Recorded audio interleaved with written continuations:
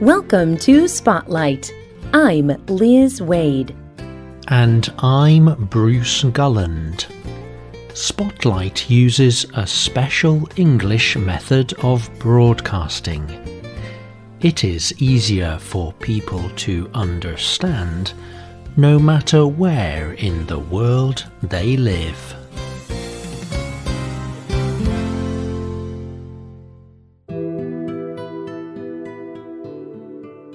Alone in her room, a young girl sits down and begins reading a book. The book is a very famous one. It is called Roll of Thunder, Hear My Cry. It tells the story of Cassie Logan and her family. They live in the United States in the 1930s, and they are African Americans. In those times, the state of Mississippi had a severe problem with racism. The government allowed people to make life difficult for African Americans and people with darker skin color. Often, groups of white men killed black men and women without punishment. It was a very frightening time. But the young girl does not know this. She knows little about American history. She is growing up many years later, in the 1970s. The situation in the United States has improved. But reading the book helps the young girl understand Cassie Logan's fear and her other emotions. The girl reading is white.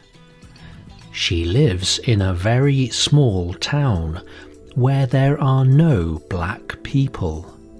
But the book helps her see what it is like to be different. When she finishes the book, she is crying. That night, she tells herself she will never judge another person by what they look like. The book has changed her life. Today's spotlight is on how reading can help people understand each other.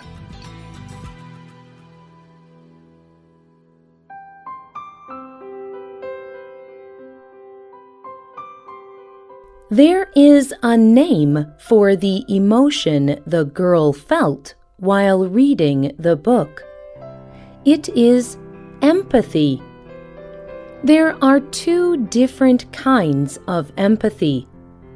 The first lets people sense other people's emotions.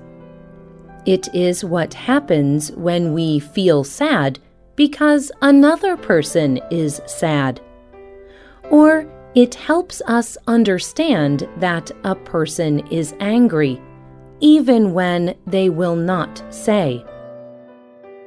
The second kind of empathy is called cognitive empathy. This is what happens when a person reads a book. Cognitive empathy happens when a person tries to identify and understand another person's emotions. Some people even imagine that they are the other person. There is even an Old English idiom for cognitive empathy: taking a walk in another person's shoes. It means to imagine that you have lived their life.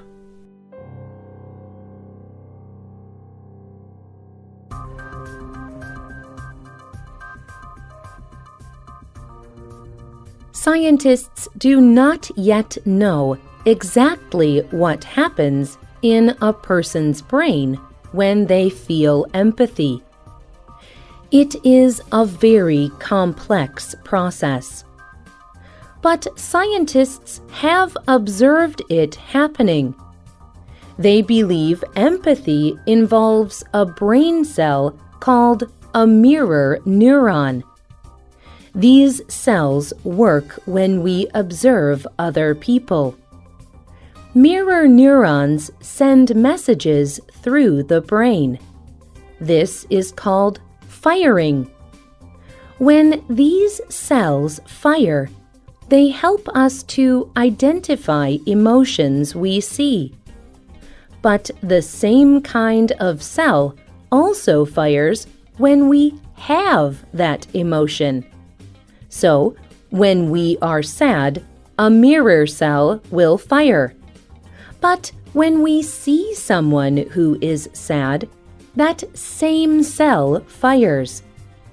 We can understand an emotion, and through mirror neurons, we feel that emotion ourselves. Empathy is very important in society. Without empathy, we would not help each other. We would not care for each other. As a feeling, empathy makes us want to help. It makes us want the world to be a better place. Barack Obama is the former president of the United States.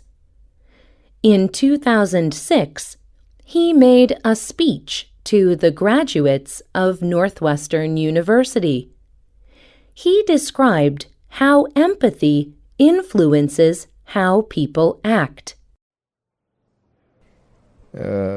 Think of a child who is hungry, or the steel worker who no longer has a job.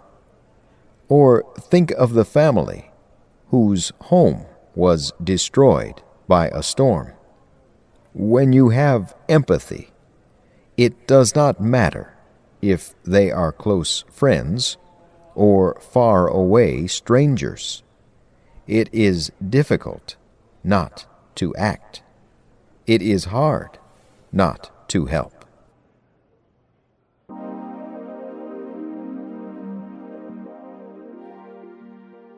Most people have empathetic feelings, but people can train themselves to be more empathetic. However, this takes work.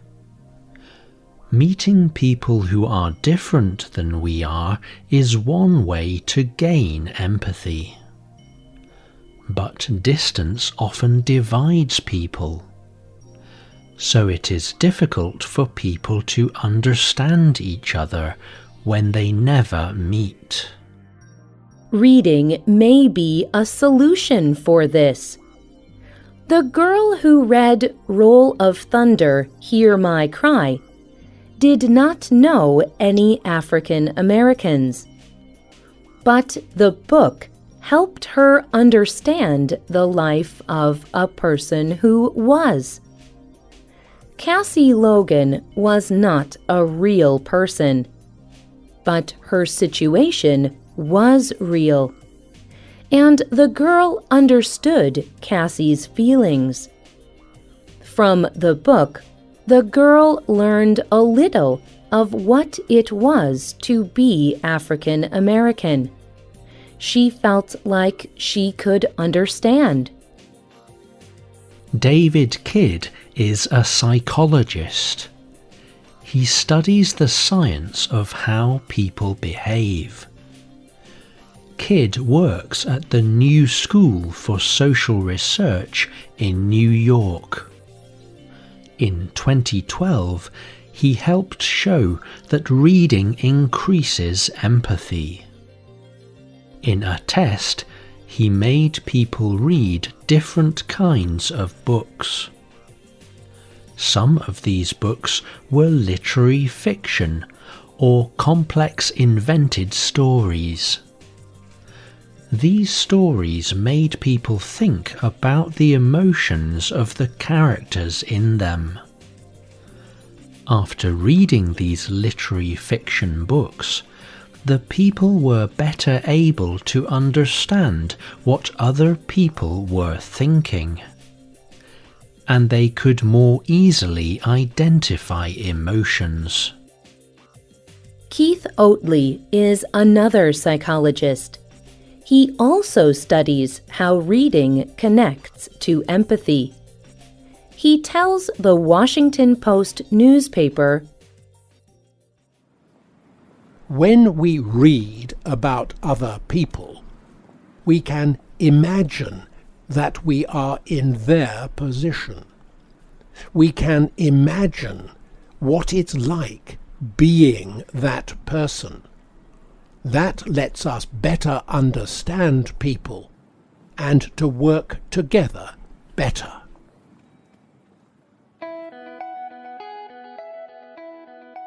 Many studies say that the effect of reading on empathy only works for complex fictional or invented stories.